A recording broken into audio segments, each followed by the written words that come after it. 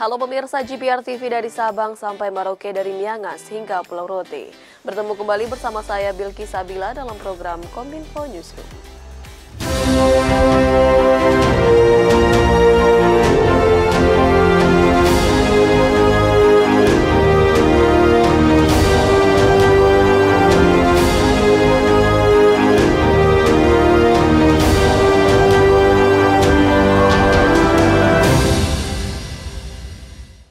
Inilah Kominfo Newsroom selengkapnya. Pemirsa, Ice Forum merupakan salah satu kesempatan bagi negara pulau dan kepulauan untuk mencari solusi bersama mengatasi perubahan iklim. Peneliti dari Universitas Padjadjaran mengatakan bahwa kehadiran Ice Forum dapat menjadi sangat penting karena negara pulau dan kepulauan saat ini tengah menghadapi perubahan iklim.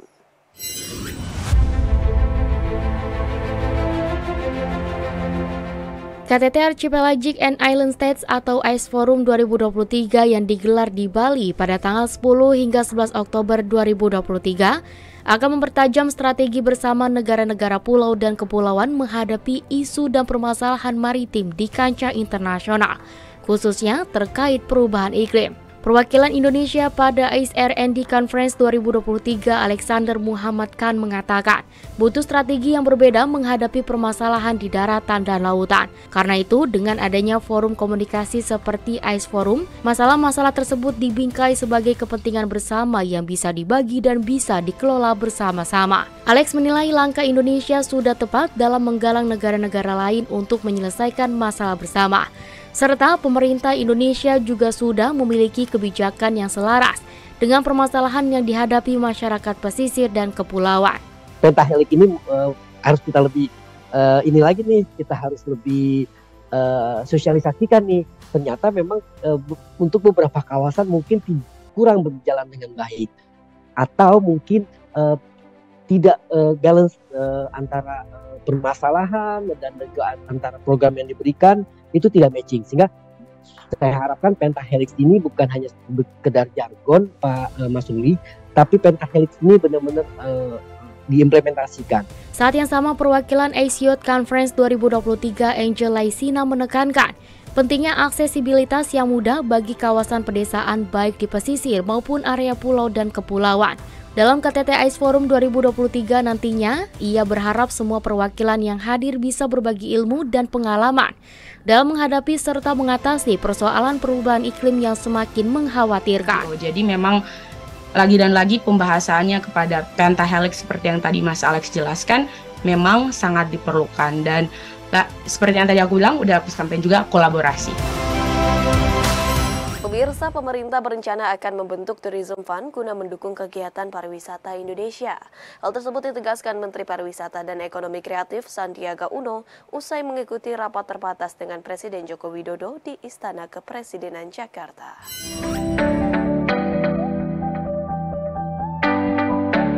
Usai mengikuti rapat terbatas dengan Presiden Joko Widodo di Istana Kepresidenan Jakarta, Menparekraf Sandiaga Salahuddin Uno menyampaikan pemerintah akan membentuk Tourism Fund atau dana pariwisata. Tourism Fund adalah sebuah pendanaan yang akan mendukung pariwisata berkualitas di Indonesia. Dana pariwisata ini salah satu fungsinya dapat digunakan untuk menggelar acara bertaraf internasional, baik olahraga, budaya atau MICE, diharapkan mampu meningkatkan citra pariwisata Indonesia. Tourism Fund ini sudah diperkenalkan di beberapa negara seperti Singapura, juga di Saudi Arabia maupun di negara-negara lain yang memberikan penekanan khusus kepada pengembangan pariwisata.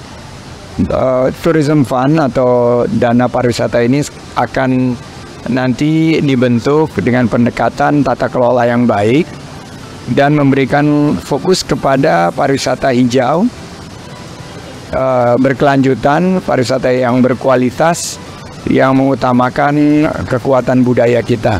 Terkait pendanaan, sumber pendanaan, Sandi menyebut bahwa pemerintah masih melakukan kajian apakah nantinya dana tersebut akan menggunakan dana abadi, devisa sektor pariwisata, ataupun sumber dana lainnya. Sumber pendanaan ini nanti akan ditelaah sehingga governance-nya terjaga, tapi tidak akan membebani juga APBN terlalu besar maupun tidak akan membebani juga wisatawan. Kita akan cari equilibrium di mana ini akan menjadi berkelanjutan, tidak memberatkan, tapi justru akan menambah kualitas dan aspek sustainability dari sektor pariwisata kita. Sandiaga Uno menambahkan Tourism Fund ini akan masuk dalam pembahasan revisi Undang-Undang Pariwisata yang sedang berproses di DPR RI. Jika masuk dalam revisi Undang-Undang Pariwisata, diharapkan tata kelola dan sumber daya yang terlibat bisa dilakukan dengan sistem good governance.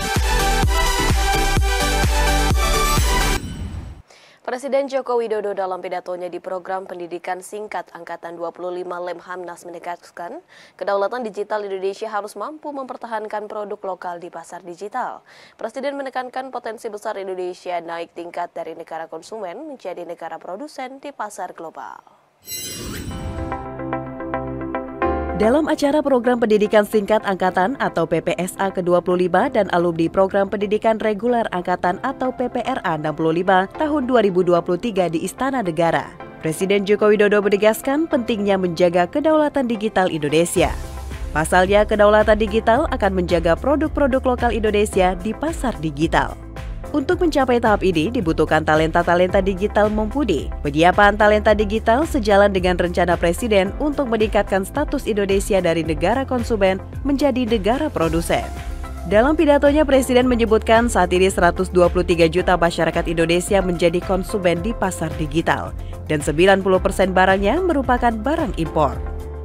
Fenomena ini dinilai Presiden sebagai penjajahan modern melalui penguasaan ekonomi. Karenanya Presiden ingin produk Indonesia harus lebih menguasai pasar dalam negeri dan bahkan luar negeri. Sekali lagi, jangan hanya menjadi konsumen tetapi kita harus jadi produsen. Artinya kalau kita punya aplikasi yang masuk ke sana produsen dari barang-barang yang kita produksi sendiri. Syukur kita bisa masuk ekspor ke negara-negara. Nggak usah jauh-jauh, di ASEAN dulu kita kuasai. Indonesia saat ini memiliki potensi digital yang sangat besar. Taksiran potensi itu sebesar 44 miliar dolar pada tahun 2020. Nilai tersebut meningkat pada 2022 sebesar 77 miliar dan diproyeksikan akan mencapai 146 miliar di tahun 2025. Jumlahnya akan meningkat tajam pada 2030 dengan prediksi 360 miliar dolar Amerika Serikat. Dalam konversi usai memimpin upacara peringatan HUT ke-78 TNI di lapangan Monas, Jakarta, Presiden Joko Widodo mengimbau TNI untuk lebih bijak dalam melakukan pengadaan alutsista. Meski modernisasi alutsista begitu penting, namun Presiden mengingatkan bahwa negara tetap harus mengutamakan kebutuhan dan kesejahteraan rakyat.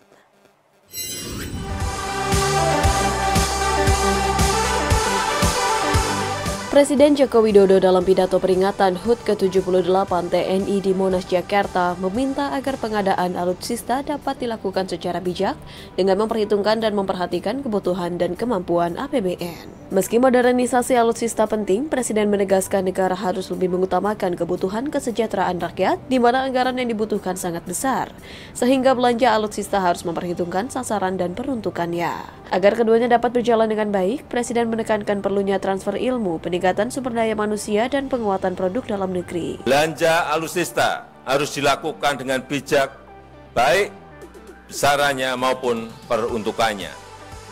Modernisasi alutsista harus menjadi bagian penting dari pengembangan investasi industri pertahanan di dalam negeri, sehingga harus didorong transfer teknologi, harus didorong peningkatan SDM, dan harus diutamakan produk dalam negeri.